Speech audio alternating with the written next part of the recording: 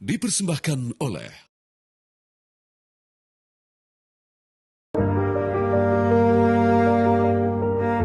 Dulunya, lahan ini adalah bagian dari aktivitas tambang yang menopang kehidupan dan pembangunan. Seiring waktu, fungsinya berubah. Ruang yang pernah sibuk oleh alat berat, kini memasuki babak baru. Presiden Republik Indonesia mendorong pemanfaatan lahan produktif untuk mencapai kedaulatan pangan, dan Polri mengambil peran aktif sebagai penggerak kolaborasi di lapangan.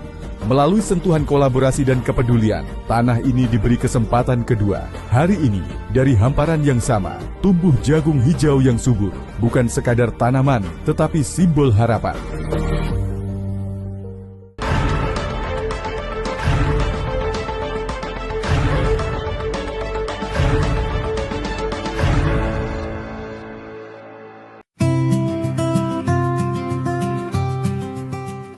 Dari tanah yang pernah dianggap tak lagi bernilai, kini tumbuh harapan baru bagi ketahanan pangan bangsa.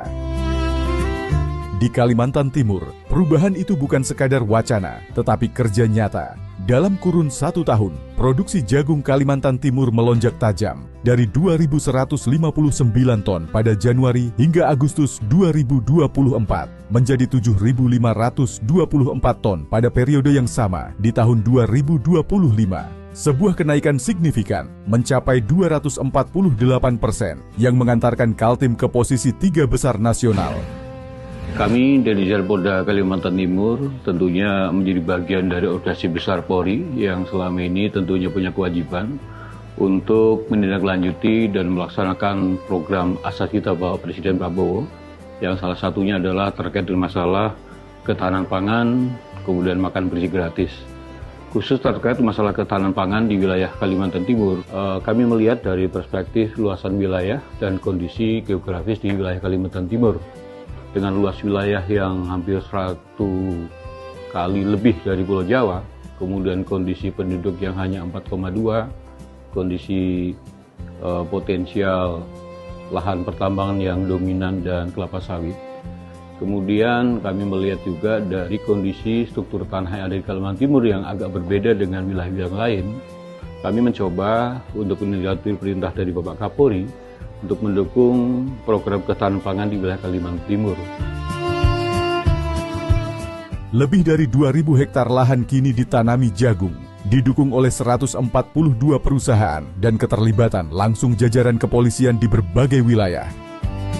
Angka-angka ini bukan sekadar statistik. Di baliknya ada sistem, ada kolaborasi, dan ada perubahan cara berpikir. Lalu, apa yang membuat lonjakan ini bisa terjadi? Kami kembali kepada tugas pokok Polri. Tugas pokok Polri adalah sebagai Harkamtibmas, pelindung, pengayom, pelayan masyarakat, dan penegak hukum. Dari perspektif Harkamtibmas tentunya didasari oleh kondisi ekonomi masyarakat, kondisi geografis masyarakat. Sehingga ketika kami lihat tugas kami, seandainya kami bisa menciptakan kemandirian ekonomi masyarakat di bawah, tentunya nanti akan tercipta harga lebih baik, potensial dari tindak pidana menjadi menurun.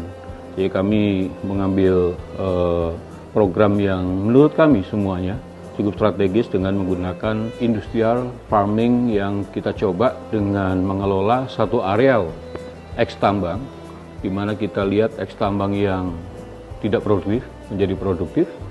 Kemudian kita juga meningkatkan kualitas dari hasil yang nanti kita harapkan. Tanah ini tidak serta-merta siap ditanami. Ia pernah menjadi bagian dari aktivitas tambang, keras, asam, dan miskin unsur hara. Karena itu, segalanya harus dimulai dari nol. Proses diawali dengan pembukaan dan penataan lahan, bukan sekadar meratakan tanah, tetapi membaca kembali karakter alam yang telah berubah.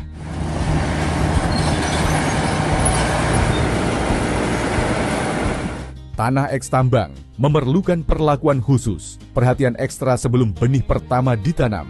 Langkah awalnya adalah menetralkan tingkat keasaman tanah. Dolomit ditebarkan, perlahan mengembalikan keseimbangan pH, agar tanah kembali bersahabat bagi kehidupan. Setelah itu, tanah diperkaya dengan pupuk kandang untuk menambah unsur organik dan memperbaiki struktur tanah. Baru kemudian nutrisi lanjutan diberikan. Pupuk kimia seperti urea dan KCl diaplikasikan secara terukur, dilengkapi nutrisi pendukung lainnya. Semua dilakukan dengan perhitungan agar tanah tidak hanya subur sesaat, tetapi mampu menopang pertumbuhan tanaman secara berkelanjutan. Konsep industrial farming adalah dari hulu ke hilir. Artinya dari hulu, pertama kita menyiapkan lahan-lahan dari eks-tambang. Dalam hal ini kita bekerjasama dengan pengusaha tambang yang memiliki lahan-lahan yang belum dimanfaatkan dan selanjutnya dalam kondisi tidur. Nah, disinilah mereka kita minta untuk membantu menyiapkan lahannya atau meminjamkan lahannya. Di hulunya kita siapkan kesiapan penanamannya. Di situ nanti ada sebagian untuk jagung pipil. Yang berikutnya adalah sisanya nanti untuk tanaman rumput yang kita gunakan untuk yang lain.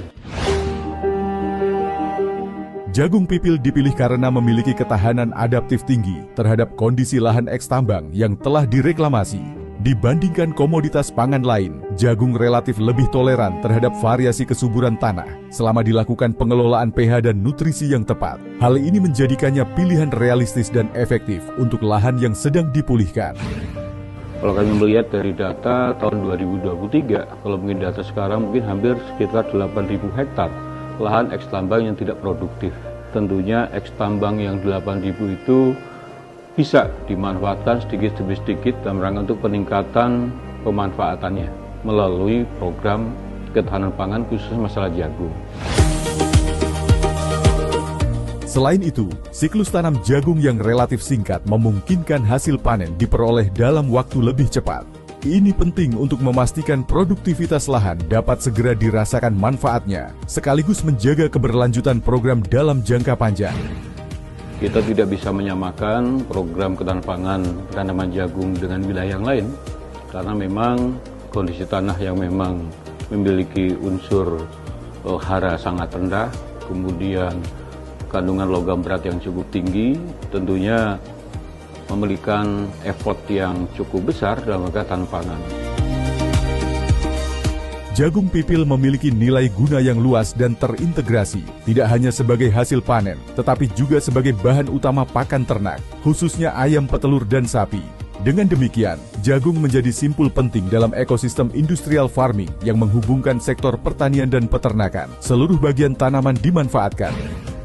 Harapan saya dengan industrial farming ini tentunya effortnya akan kita keroyok sama-sama, karena kita juga melibatkan seluruh stakeholder dari Dinas Ketahanan Pangan, Dinas Pertanian, para pengusaha, dan juga kelompok tani. Nah, kelompok tani di Kalimantan Timur tidak cukup banyak, jumlahnya tidak seperti di tempat yang lain. Ketika kita menggunakan pola industrial farming, tentunya sumber daya manusia yang tidak terlalu banyak, tetapi bisa efektif, efisien, dan semoga nanti kedepannya lebih ekonomis hasilnya.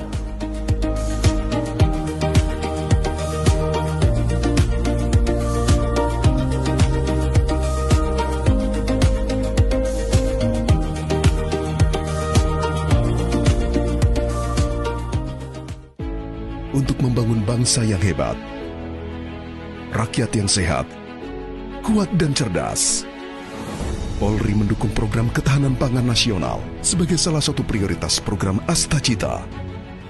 Polri menyiapkan 1 juta lahan produktif dan 4 program